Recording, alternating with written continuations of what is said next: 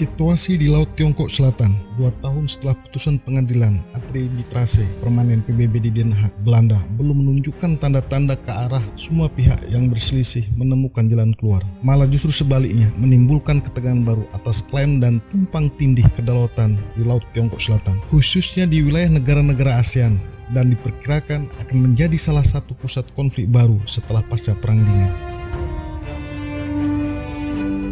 Setidaknya ada 6 negara yang terlibat langsung. Yang pertama yaitu Tiongkok, Taiwan, Vietnam, Filipina, Malaysia, dan Brunei Darussalam. Sementara Tiongkok, Taiwan, dan Vietnam cenderung melakukan klaim wilayah terhadap seluruh kepulauan separately. Sementara Malaysia, Filipina, dan Brunei Darussalam hanya menuntut sebagian pulau-pulau dari kepulauan tersebut. Dasar klaim ke-6 negara berbeda satu sama lain.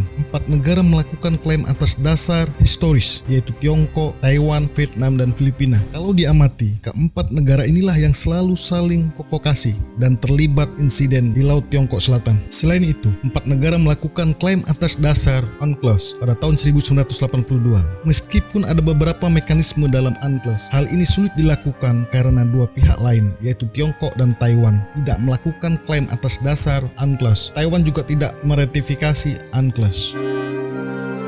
Pemberitaan di media selama ini cenderung menonjolkan sengketa perlombaan dan kekuatan militer antara Tiongkok, Filipina, dan Vietnam di kawasan tersebut. Misalnya dengan menyelenggarakan latihan militer dan membangun basis-basis militer yang dilihat sebagai pamer kekuatan. Ketiga negara tersebut bahkan saling melakukan provokasi melalui media massa di negara masing-masing. Situasi ini membuat sengketa Laut Tiongkok Selatan menarik untuk dicermati, bahwa konflik ini bersamaan dengan 2 perkembangan dunia terakhir. Pertama, kekuatan Tiongkok yang semakin disegani dunia, terutama di bidang kemajuan ekonomi. Kedua, peralihan kebijakan luar negeri Amerika Serikat menjadi high profile intervention di kawasan Pasifik. Selain Tiongkok dan Amerika Serikat, India dan Australia juga sangat mungkin terlibat dalam pusaran konflik. Apabila kondisi seperti ini masih berlanjut, kemungkinan dapat menyebabkan potensi konflik Laut Tiongkok Selatan menjadi ancaman yang serius bagi komunitas keamanan ASEAN.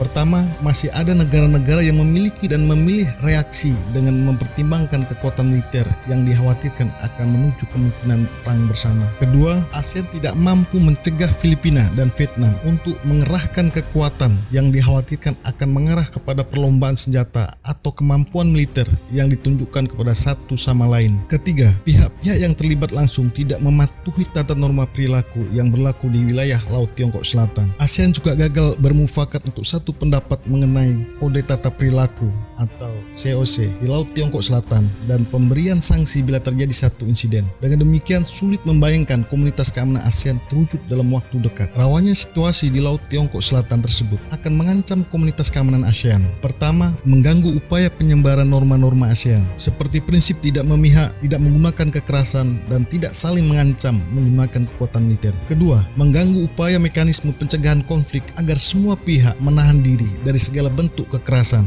Ketiga, perbedaan sikap tersebut menyulitkan ASEAN untuk membentuk mekanisme penyelesaian konflik yang jelas dan mengikat untuk memperkuat kepercayaan di antara negara-negara ASEAN. Hal ini semakin berat karena kubu pertama yang tidak segan menggunakan militer dan kubu ketiga yang tidak antusias dalam pembicaraan mengenai Laut Tiongkok Selatan belum ada tanda-tanda untuk bekerja sama aktif sebagai satu kesatuan ASEAN. Namun demikian, antar negara anggota ASEAN sebenarnya telah memiliki kata sepakat untuk sama-sama menyelesaikan masalah sengketa Laut Tiongkok Selatan secara damai. Pernyataan-pernyataan keras pejabat negara, kekuatan militer, serta suara-suara keras masyarakat yang sering muncul dari Filipina dan Vietnam lebih ditujukan kepada Tiongkok, bukan kepada sesama anggota ASEAN. Negara-negara ASEAN juga telah sepakat untuk masuk pada pembahasan selanjutnya mengenai COC. Dengan ini kita bisa melihat bahwa dinamika intra-ASEAN dengan segala perbedaan pandangan di dalamnya masih mungkin untuk menuju komunitas keamanan ASEAN. Di masa depan ada 2 tantangan untuk menuju komunitas keamanan ASEAN. Pertama, sikap dan perilaku Tiongkok. Masih muncul penolakan keras dari Tiongkok pada beberapa hal, seperti penerimaan terhadap COC yang bersifat legal, rinci, dan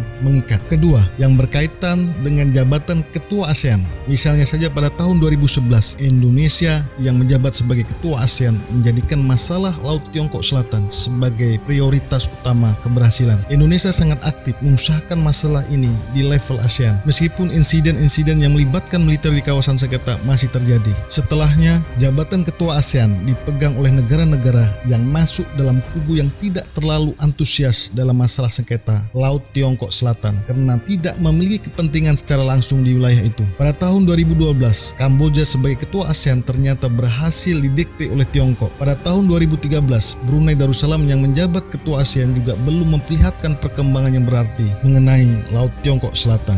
Pada tahun 2014, kembali jabatan ASEAN akan dipegang oleh negara yang tidak menunjukkan keaktifan dalam penyelesaian sengketa Laut Tiongkok Selatan, yaitu Myanmar.